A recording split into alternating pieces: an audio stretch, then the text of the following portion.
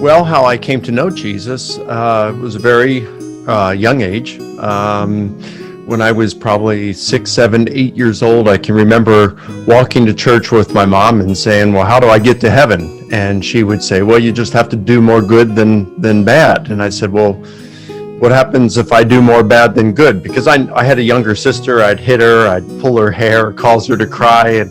And she'd say, well, if you do more bad than good, then you go to hell to be with the devil forever. And I always would think, well, where am I on that scale right now?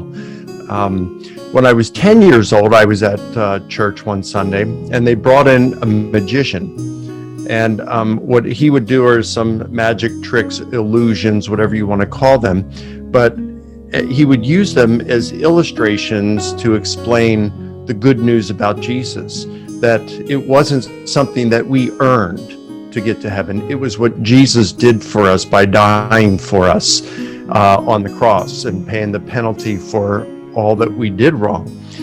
And it's like that's what I was looking for. I understood.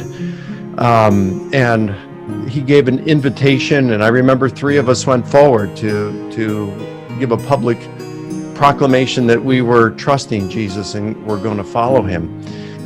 Now, I have to say that my epistemological processes at that point weren't fully developed at the age of 10. So when I was in my 20s, my mid-20s, I began to question whether Christianity was true.